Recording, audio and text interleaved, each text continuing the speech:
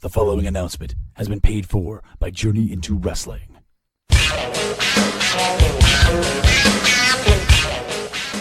Things seem to be changing around here, and I'm talking podcasts, brother. Journey into Comics Network and no JIW? Where's the wrestling? That's just it, brah. We're making a comeback. JIW is taking over. Butt stuff, podcastrophe, the Puhr Rapport, all these new guys on the scene. We're about to show them what podcasting is all about, Chico. Why don't you tell them when they can hear us, Nate? Every other Wednesday, right here on the Journey into Wrestling Network. Anything less is just too civilized.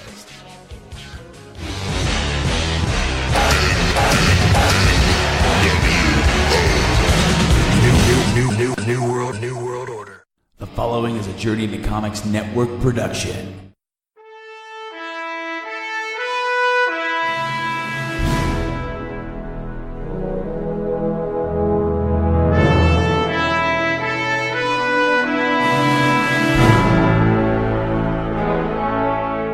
Good evening, ladies and gentlemen, and welcome to episode 19 of the Puhr Report. I am your host, Andrew Puhr, and I want to thank you for joining me here today. Now, I'm going to apologize in advance before I get into the show. I'm a little under the weather today, so my voice might be a little rough, and I might cough during the show. I don't know what's actually going to happen yet, but as they say in show business, the show must go on. And speaking of show business, over the weekend, we saw the 2018 Golden Globe Awards that were hosted by Seth Meyers. Now, I watched the show, and it was actually not bad. It wasn't as over-the-top as some Golden Globes or some other award shows of the past, and it kind of gave us the first taste of what we're going to see the rest of the spring as we get into like the SAG Awards, the BAFTA Awards, and then into the Academy Awards, which is the pinnacle of the award show season. So I'm going to kind of unpack all of the awards here for the Golden Globes. And the Golden Globes, unlike the Academy Awards, it covers TV. So there'll be some TV awards we're going to talk about, and there's some shows that I haven't seen, but these are the same shows that if you listen to my episode, I'm not sure of the number off the top of my head now, but when I covered the Primetime Emmy Awards, a lot of the shows are repeat award. They got awards this time as well. So I guess kind of going from the bottom, kind of some of the first awards we saw. So the best performance by an actor in a supporting role in a series, limited series or motion picture made for television was Alexander Skarsgård of Big Little Lies. Big Little Lies was a big winner of the Primetime Emmy Awards this past year. We saw basically a kind of a sweep between Big Little Lies and The Handmaid's Tale. Both which aren't on the main streaming services. Big Little Lies is on HBO, I believe, and The Handmaid's Tale is on Hulu. And I know while I was watching the Golden Globes, my mother was texting me because she was watching the awards too, saying, "Why haven't I heard of any of these shows?" And that's because she just has a regular cable package, doesn't get HBO, Stars, all of those kind of the luxury channels, and she doesn't have Netflix or Hulu or Amazon Prime. So she misses out on some of those shows as well. And I kind of explained to her that we're living in the age now where a lot of the great television is no longer coming from the big broadcasting networks. It's coming from these digital streaming platforms or these specialty networks. So I guess moving forward, also a winner for Big Little Lies was the best performance by an actress in a supporting role in a series, limited series, or motion picture made for television was Laura Dern for Big Little Lies. So another win for Big Little Lies. I haven't seen the show. Last thing I saw Laura Dern in was when she played Admiral Holdo in Star Wars The Last Jedi, which was an interesting role, and I know there's a lot of backstory in the books about that, but it gives more fans that I really need to check out Big Little Lies. It might not be my type of show, but at least deserves, I think, a watch for at least all the award accolades it's receiving. Moving forward, the best performance by an actor in a limited series or motion picture made for television was Ewan McGregor for Fargo. Ewan McGregor looking very much at the award show like Obi-Wan did in Attack of the Clones and Revenge of the Sith. Both those were decent prequel movies. But speaking of Fargo, I know Fargo's, I believe, just wrapped up its season 2. I think it's doing a season 3 now, I believe. I haven't seen any of Fargo. I know it had a great first season and really worth checking out. It's one of the only shows nominated, or one of the shows that won awards at the Golden Globes that was from a broadcast network, because it was a FX show. So if you have regular cable package, you probably can check it out, or you can probably buy it on iTunes or Amazon Prime. So it's something to check out there. And then moving forward with the sweep that was Big Little Lies was the best performance by an actress in a limited series or motion picture made for television. And that was Nicole Kidman for Big Little Lies, which makes its third award of the night. And then obviously the best television limited series or motion picture made for television went to Big Little Lies, which was obviously the HBO show, and with the three of the 4 major acting in a limited series or movie made for television, so it was pretty obvious that Big Little Lies was going to win. Then moving forward to a show I actually did see and actually really do enjoy was the best performance by an actor in a television series, musical, or comedy went to Aziz Ansari for Master of None. And I believe Aziz Ansari won for writing for Master of None at the Emmy Awards. So it's very nice, and I believe he's the first of his ethnicity to win the award of the Indian ethnicity. So another kind of milestone for the awards. And it's a great show. I know the second season when they went to Italy was visually interesting because all the Italy scenes were in black and white, and then going back to New York in color. It was a very interesting show, and it's only got 2 seasons. It's on Netflix. I really encourage my listeners to check it out. It might not be your cup of tea, but I like it, and I think it's pretty enjoyable. If you enjoyed any of Aziz Ansari's other work on Parks and Rec or in some of his background characters in other movies, I think you'd enjoy this show as well. Another award was for Best Performance by an Actress in a Television Series, Musical, or Comedy went to Rachel Brosnahan, Brosnahan. I'm going to say Bronson. Sounds right. For The Marvelous Mrs. Maisel. I haven't seen the show. I really can't speak too much about it, but the clips they showed for the show sounded interesting. And I believe it's on Hulu or Amazon. I want to say Amazon. So another win for a streaming platform, really showing that in the recent years they're becoming a big contender for the accolades at these award shows. And then the best television series from musical or comedy went to The Marvelous Mrs. Maisel, which is an Amazon show, so I stand corrected, but I think I was right. So The Marvelous Mrs. Maisel is another show to check out. And then moving forward, the best performance by an actor in a television series drama went to Sterling K. Brown for This Is Us. Sterling K. Brown did win the award for Best Actor in a Drama Series at the Primetime Emmy Awards last year.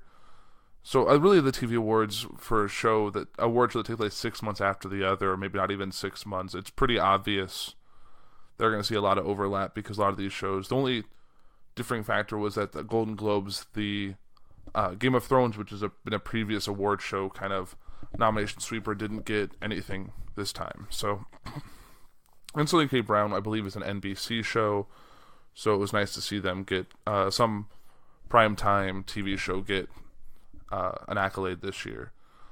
Best performance by an actress in a television series drama went to Elizabeth Moss for The Handmaid's Tale, which is a TV series on Hulu adapted from the book by Margaret Atwood, I believe is the author's name.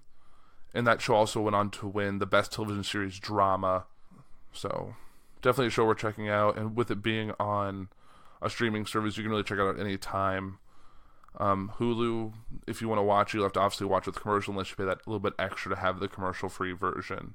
And I have commercials on mine, so it's kind of hard to really get into the shows compared to new shows you get on Netflix, which have the ability just to not worry about commercials and just can pump through an episode of a show in 50-ish minutes or 22 minutes, depending on the length of the episode. Now really we get into the movie, which is the more, for me I guess anyways, the more exciting part of the show. I'm a movie buff. I'm obviously, if you listen to my show and you're listening to any other shows on the network, you've heard me on the Foodies Watching Movies podcast. And I know we've kind of talked about shows we want to see at the Academy Awards, but the Golden Globes is really the first step into that, so kind of go into it. And I'm more likely to have seen some of these. I know some I'm waiting to see the AMC Showcase, which does all the Academy Award Best Picture nominated films over 2 weekends. So I'll see like 10 films or up to 10 films over those 2 weekends and get just filled with a bunch of these very specific types of films, not the big crowd pleasers, a lot of the independent, more culturally eccentric shows that really is not going to drag you to the theater as easily on a random night as, like, say, The Greatest Showman or an MCU or Star Wars film. And speaking of The Greatest Showman, the award for Best Original Song for This Is Me went to The Greatest Showman. And I saw this movie over the holidays. It's actually a really great movie. Stars Hugh Jackman. It's about P.T. Barnum, the story of him and how he went from kind of his humble beginnings to create this back to the P.T. Barnum Circus and the big tent and kind of creating of show business. The music involved in the show was very reminiscent of last year's big awards winner, which was La La Land, and I believe the music directors or the songwriters from La La Land were involved in making the songs for The Greatest Showman, so it seemed only appropriate that they would get something like this. And this is actually, I think, the only accolade received by The Greatest Showman at this 2018 Golden Globe Awards. And then moving forward, the Best Original Score for the motion picture went to Alexander Desplat for The Shape of Water, which is that Guillermo del Toro film, which has a lot of buzz around it, looks very visually stunning, and probably one of Guillermo del Toro's best films next to Pan's Labyrinth. The Best Motion Picture Foreign Language went to In the Fade, which I hadn't heard of going into this, but being an American, I really am not exposed to many foreign language films. So I see what gets nominated, and I guess if I ever got asked to a screener, I'd maybe watch them. But at least for me, sometimes it's hard to watch a movie with subtitles. I think the last one I did that for was actually the silent film Was the Artist, which was another award recipient, I believe a Best Picture Academy Award winner from 5 or 6 years ago. The Best Motion Picture Animated went to Coco, which isn't all that unsurprising. Disney Pixar tends to usually sweep the awards shows on a pretty regular basis. But I've heard great things about Coco, and I think it's worth seeing. It talks about a Mexican family and the Dia de los Muertos festival. And now we're kind of getting into the more interesting awards, the ones that are going to determine what people are going to look for from the SAG Awards, from the BAFTA Awards, and from the Academy Awards to see what movie is going to take dominance and what are the likely frontrunners now moving forward, because a lot of people who have predictions going into this show, or into this award show, don't really know how it's going to shake out. So, moving forward, the Best Screenplay for the motion picture went to Martin McDonagh for 3 Billboards Outside Ebbing, Missouri, which I've heard great things about. It's kind of similarly played, at least from the previews I've seen. I haven't actually seen the movie yet.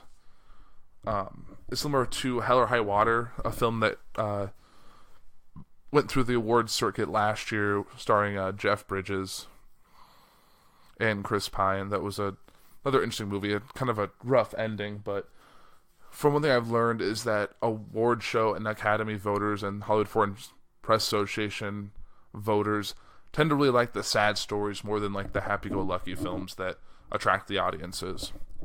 But this was the first win for 3 Billboards Outside Ebbing, Missouri, and it goes on to receive a few more. The Best Performance by an Actor in a Supporting Role in Any Motion Picture went to Sam Rockwell for 3 Billboards Outside Ebbing, Missouri.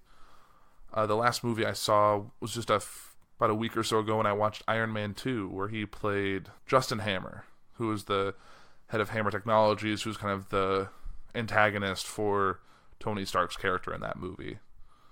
Similar backgrounds in the show. So, really nice to get him some award show love this year.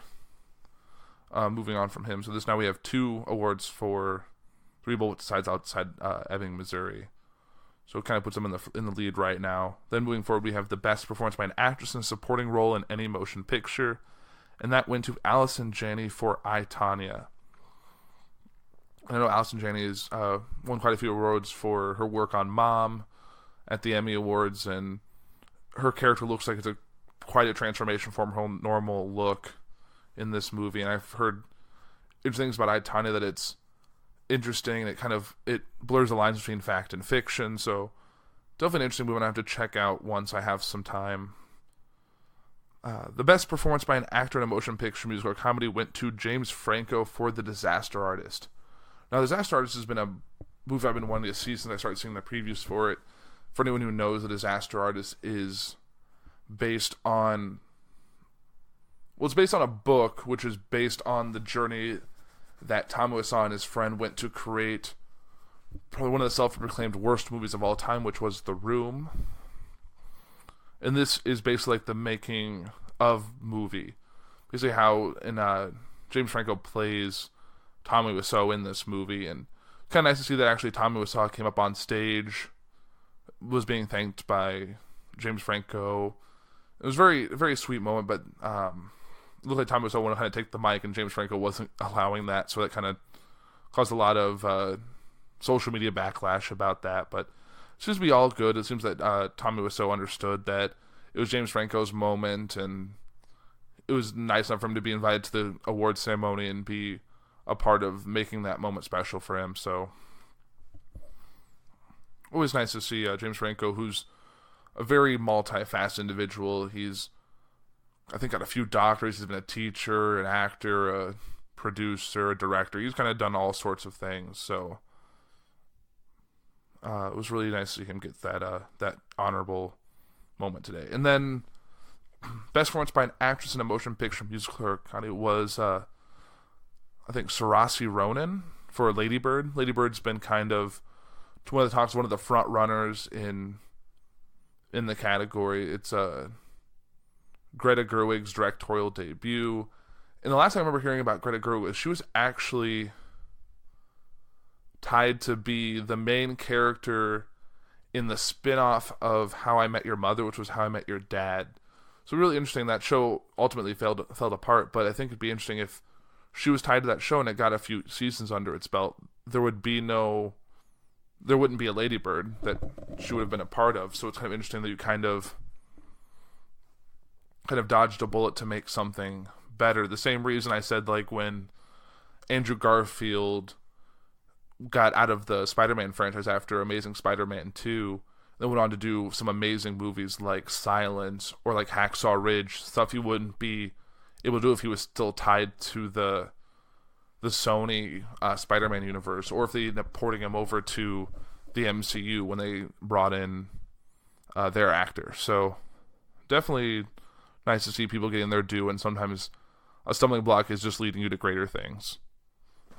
And this makes it the first win for Lady Bird. So now we have one win for Lady Bird, one win for The Disaster Artist, one win for I, Tonya, two for two billboards outside Ebbing, Missouri. Sorry, 3 billboards outside Ebbing, Missouri, and then one for Shape of Water and one for The Greatest Showman.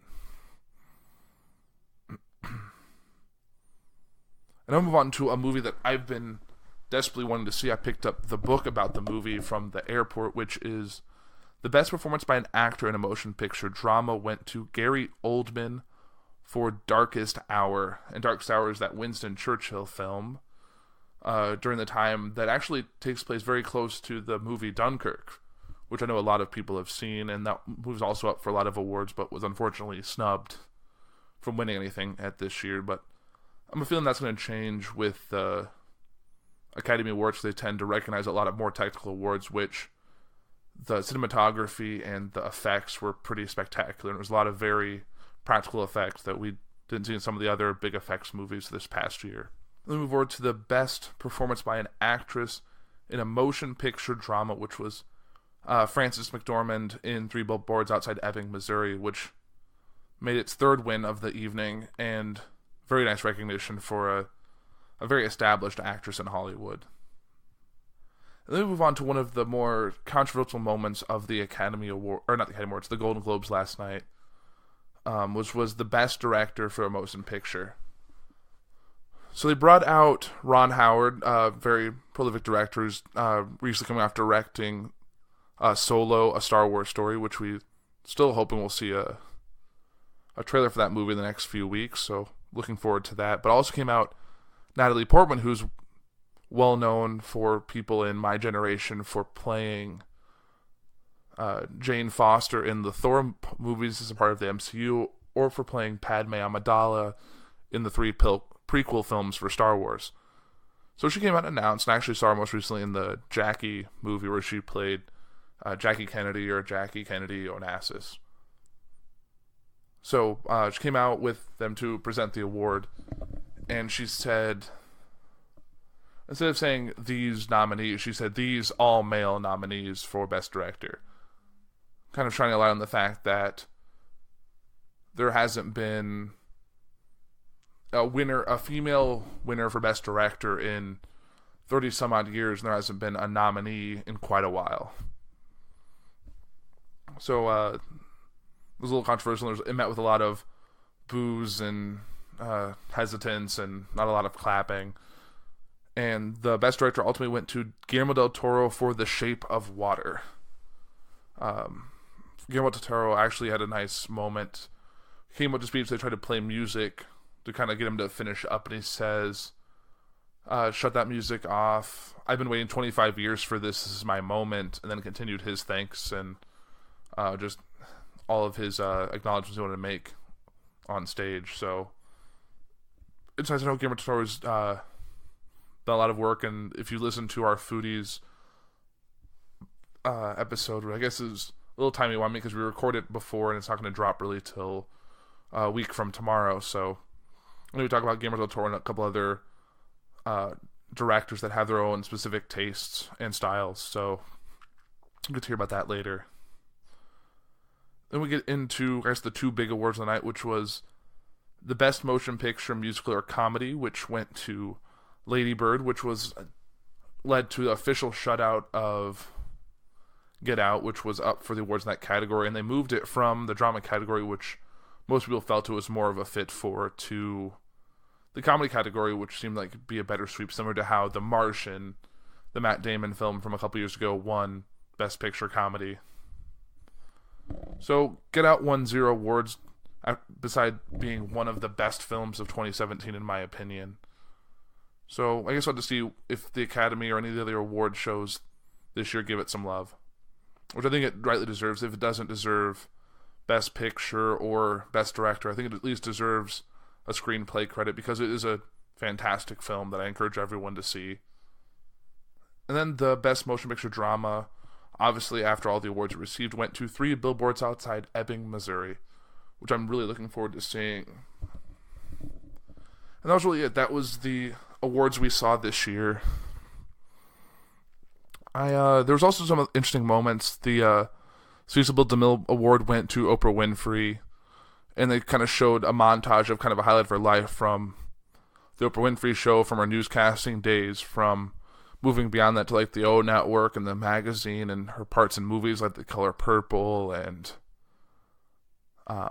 like The Butler and all of that. So, and then she gave a great speech, and they talked about her part in the upcoming movie The Wrinkle in Time. So, and she gave a really fantastic speech and let a lot of people saying at the end of it, Oprah Winfrey for president, which is an interesting statement. And not to say that she doesn't have the draw or the audience or the experience talking in front of crowds to be a public face of the United States, but I think we're kind of on a slippery slope. I mean, if a businessman, television star can get elected president, then a businesswoman, television star, can also in theory get elected president. But I think it's time maybe to take a step back and go back to the senators, the congressmen, the lawyers, the military men and women, give them opportunity to become president. I think we should avoid going back, keeping with these entertainment personalities, regardless of their personality for what they hope to accomplish. I think we've seen when someone who's not the most qualified person gets in that role, it's quite a learning curve and something that we don't really get to see.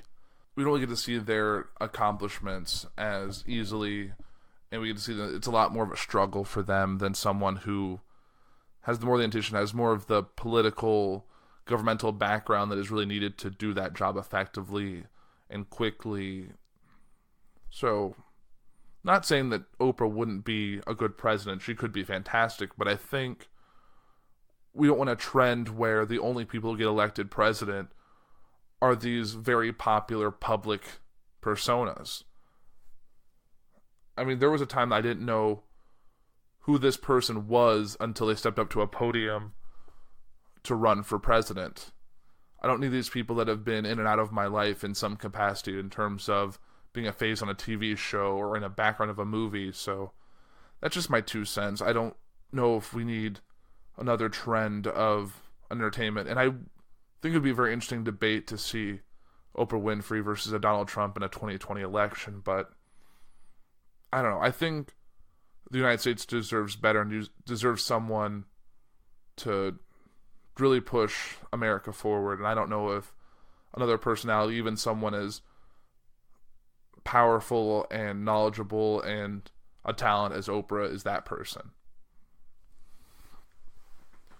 And I guess kind of moving forward from the world of movies and TV to more with what's going on in the U.S. and in the world of Trump. I actually saw this morning, kind of as I was prepping the show, was that apparently there was a fire at the Trump Tower in New York, which involved 3 injuries, one from a firefighter, one from a worker who was trying to put out the fire, and then one from some unidentified person.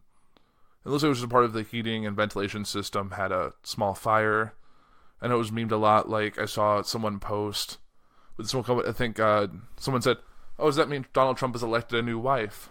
Kind of similar to, when at the Vatican, when the Pope dies, they release smoke to announce they're deciding, and different colored smoke to announce when they found that person. So, and that's what the meme was trying to go for.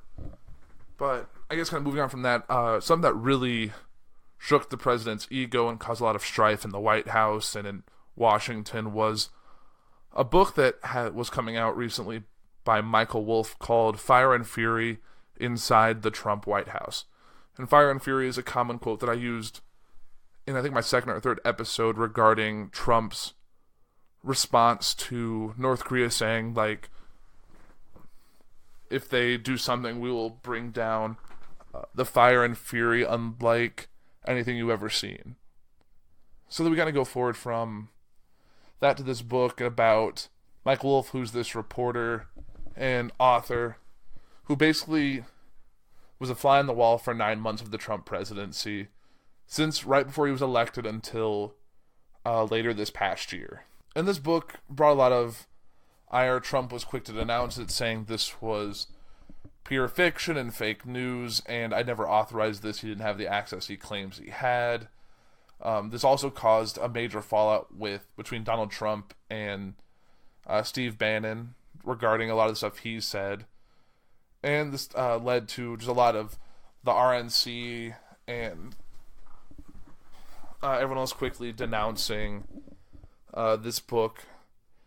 And usually if this book was full of absolute lies, it could easily be done a cease and desist or some kind of legal means to prevent something like this from coming out.